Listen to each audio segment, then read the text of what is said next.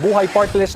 So ayan mga ka-GP Natics, mukhang magiging malaking factor po ang pagharap, ang pagiging key witness nitong si dating Congressman Lito Atienza dito po sa mga kabulastugan na pinagagawa. Tama lang, mga kababayan, would you agree na dapat talagang matigil na dahil kung ano-ano na po ang mga lumalabas ngayon na katarantaduhan di umano na ginagawa nitong si Congressman Libiste. Diba yung paggamit po ng mga pokers, mga kababayan, para po i-frame up ang matataas na opisyal ng gobyerno. Hindi lang daw po si ES Recto, mga ka-GP Natics, ang gusto po nilang mga kababayan i-frame or i-set up dahil marami pa daw po na kalaban nila sa gobyerno na nabanggit po natin sa isa nating vlog, mga ka-GP Natics, ay isa na ron ay itong si Senator Erwin Tulfo. Well, yung aking sapantahan na yan ay mukhang nagkakatotoo dahil dun sa balita, hindi pa pinapangalanan, pero sinasabi nila bukod kay ES Recto ay merong pang mga matataas na opisyal ng gobyerno na gusto din pong idawit at i-set up dito sa mga babae po na kanila pong nahuli. Grabe, no? Ibang klase maglaro itong si Congressman Libiste.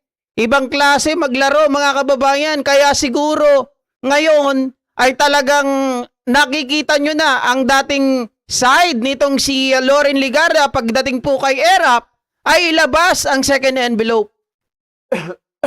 Buksan ang second envelope. Pero ngayon, mga kababayan, dito po sa impeachment ni VP Sara Duterte ay sumulat pa sila. Gumawa pa sila ng kanila pong statement na huwag payagan ang paglabas ng mga bank records, SALENS, ng tax records at kung ano-ano pa. Oh, the matanda is the key, sabi ni Addictus Rex, di ba? Bossing? Shoutout pala sa iyo, boss, ha? Napakagwapo niya ni Addictus Rex. Pabait pa, guys. Dapat makulong yang si Libiste. Oo. Sabi ni Royal November, bakit sila lang? Bakit sila lang ang Royal November? Galit din naman ako sa DDS, bakit din nila ako ini-entrap niya? Dapat tayo din, ano? Sorry, excuse me. Dapat tayo din, di ba? Logi tayo, no? Royal November. Bakit sila lang ini-entrap ng chicks? Grabe, antitindi, mga kababayan. At biruin nyo, 5 chicks yun. Tapos worth 5 million daw ang binayad. So, ibig sabihin 1 million each? Uy, matindi yun, ha? Malaking pera talagang pinakakawalan, mga kababayan. O ngayon, nagulat ako dun, nahuli nitong si NBI Director Matibag. Pagtanong pa lang, mga kababayan, kumakanta na kaagad eh. Sabi daw ng babae, ito ba yung tungkol dun sa pinagagawa sa amin?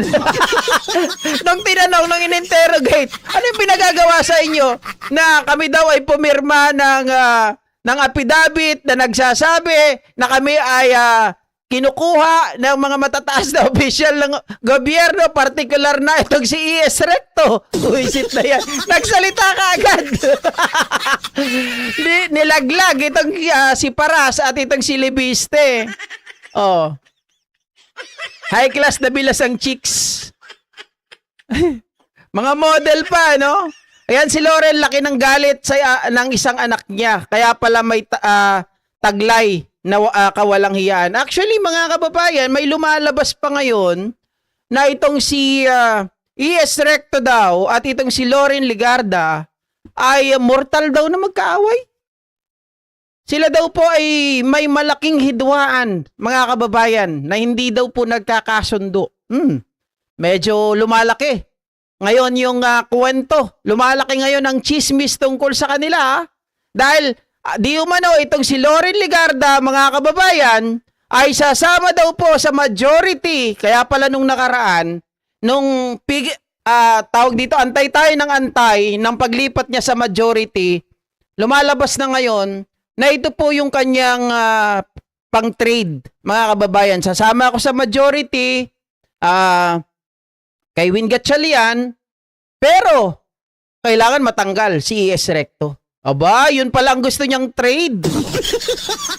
Yun pala ang gusto niyang mangyari, mga ka-GP Natics, na siya daw po ay sasama sa majority nung panahon na medyo nagkakagulo pa sa Senado. Inaasahan natin na siya po ay babaliktad dahil galit siya kay Alan Peter Cayetano dahil tinarantado siya, di ba? Pero gusto niya may kapalit pala. Iba rin, ibang klaseng laruan, di ba? Ibang klase ang maginang solar scammer. Biruin mo pati gobyerno nilang ma-scam. Biruin mo pati gobyerno niya nilang ma-scam. Lupit na maginang Lipisti at Ligarda. Dumi talaga ng politika. Hanga ako sa galing ni NBI Matibag, sabi ni Maria Palisok. Iglesia kriminal magulo, puro rally, hindi sa gawain ng God, gawain ng demon, sabi ni Elmer Kaligagan. O, kaya ginawa nila ng kabalbalan, 'di ba? Mga kababayan. Eh malamang kung gano'n ang pakiusap ni Loren Legarda, mga kababayan, nasasama ako sa majority, ang kapalit ay kailangan tanggalin bilang ES recto, eh malamang baka isa rin po siya sa mga kumonsinti sa anak niya. 'Di ba? Di ko sinasabing totoo pero baka malamang na isa rin siya sa nagpondo o kumonsinti sa anak niya para gawan po, mga kababayan, ng kwento ng kumuha ng mga ipapain na high-end class pokers, 'di ba? Para ipang frame up or ipang set up dito kay ES Recto. Sabi nga po, mga kababayan ni Royal November, dapat siya din meron. Oh. Magaling ang administrasyong Marcos, tinutulungan siya ng iba't ibang sangay ng gobyerno para matukoy at masugpo ang masasamang opisyal ng gobyerno. Ito nga lang yung nagtatrabaho eh. Ito lang yung may mga nakasuhan, may nakulong, 'di ba? May mga tawag dito, sunod-sunod, mga kababayan, walang pinapalagpas. Walang nilalabi, wala pong sinisino. Lahat kinakalaban, lahat po kinakasuhan. 'Di ba, Sir Christopher Dagiwag? Oh.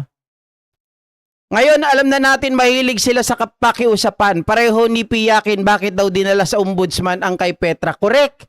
'Di ba? Kaya yan din ang pag-usapan natin, mga ka-GP Natics.